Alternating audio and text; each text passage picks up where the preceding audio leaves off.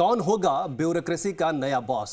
कल सीएस उषा शर्मा हो रही हैं रिटायर। बीनू गुप्ता की प्रबल संभावना, सीएस बनी तो बनेगा इतिहास।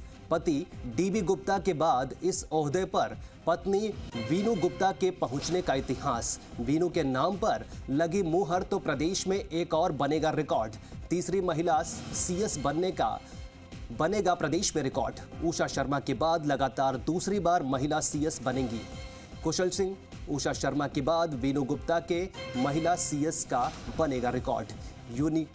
सीनियरिटी में सुबोध राजेश्वर सिंह, शुभ्रा सिंह का भी नाम सामने आ रहा है। इस पूरी खबर पर ज्यादा जानकारी के लिए जयपुर से हमारे सहयोगी दीपक हमारे साथ जुड़े हुए हैं। दीपक, ये बताइए, वीनू गुप्ता का नाम सबसे आगे चल रहा है सीएस पद के लिए? बिल्कुल, देखिए ठीक कहा है। कल उषा शर्मा है वो 30 जून यानी कि कल रिटायर होने जा रही है। तो ऐसे में अब अटकलें हैं कि नया ब्यूरोक्रेसी का नया मुखिया कौन होगा।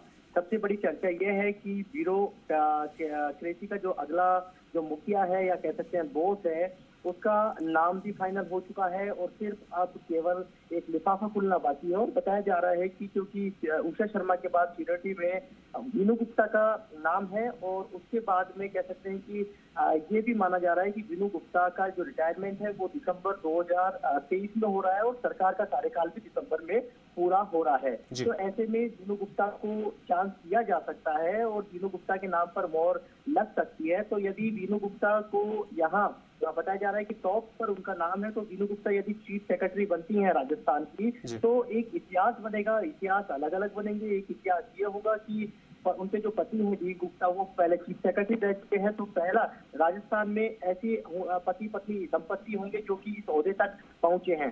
दूसरा इतिहास ये बनेगा कि तीसरी ये वीनू गुप्ता के नाम पर मोहर लगती है तो ये तीसरी महिला चीफ सेक्रेटरी होंगी राजस्थान के अंदर 75 साल के अंतराल के अंदर, क्योंकि सबसे पहले 2009 के अंदर कुशल सिंह थी, उसके बाद उषा शर्मा जो कल रिटायर हो रही है। और यदि वीनू गुप्ता के नाम पर मोहर लगती है तो तीसरी मुख्य सचिव महिला होंगी। तो एक मैसेज महिला सशक्तिकरण को बढ़ावा देने को लेकर। तो तीसरा मैसेज ये कि बैक टू बैक यानी उषा शर्मा के बाद यदि वीनू गुप्ता के नाम पर मोहर लगती है तो Veenu Gupta back to back यानी कि लगातार दूसरी चीफ सेक्रेटरी होंगी। तो इस तरह का इतिहास एक बन सकता है यदि जो प्लस उनके जो फैक्टर है उनमें ये बताया जाता है कि वो एक अच्छी कह सकते हैं कि एक ब्यूरोक्रेट्स हैं।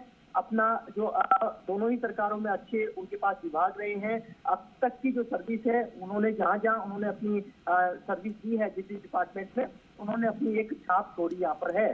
दूसरी बड़ी बात ये भी है कि जो यदि वीनू गुप्ता के नाम पर मोहर लगती है तो कल हैंडओवर और टेक ओवर यहाँ पर हो सकता है, क्योंकि चीफ सेक्रेटरी कल रिटायर हो रही हैं। तो कल जैसे ही, क्योंकि देखिए पसंद मुख्यमंत्री की होती है और अब चुनावी साल है, तो चुनावी साल के अंदर सरकार का जो मुखिया है वो कह सकते हैं कि पूरी तरीके से चुनावी दमखम में वो पार्टियां जुट जाएंगी। तो ऐसे में सरकार की फ्लैगशिप योजना या सरकार जो आमजन तक जो योजनाएं पहुंचाना है वो पूरा दारोमदार अब चीफ सेक्रेटरी और उनकी मॉनिटरिंग का जिम्मा सबसे ज्यादा चीफ सेक्रेटरी पर रहता है। देखिए उनके सीएस बनने से किसी भी आईएएस को सचिवालय से बाहर भी नहीं जाना पड़ेगा, क्योंकि वो सीनियरिटी में उषा शर्मा के बाद है। और यदि वीनू गुप्ता को नहीं बनाकर यदि दूसरे नाम पर मोहर लगती है, चाहे वो सुबोध अग्रवाल हो या फिर वीनू कह सकते हैं कि शुभ्रा सिंह हो, क्योंकि हाल ही में उनको दिल्ली से लाया गया है, तो अटकलें ये भी है और कयास ये भी लगाए जा रहे हैं कि शुभ्रा सिंह का नाम भी एक इस लिस्ट के अंदर हो सकता है।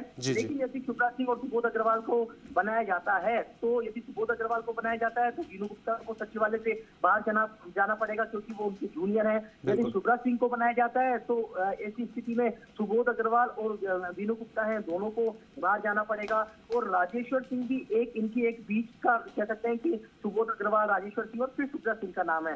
तो हालांकि अभी जो राजेश्वर सिंह है वो रेवेन्यू बोर्ड के अंदर चेयरमैन पद पर है और जुलाई में। चलिए ठीक है दीपक, चलिए शुक्रिया। फिलहाल इस खबर पर आप नजर बनाए रखिए, हम आगे भी आपका रुख करेंगे। तो आपको बता दें कि सीएस उषा शर्मा कल रिटायर हो रही हैं, उसके बाद से सबसे आगे नाम वीनू गुप्ता का चल रहा है।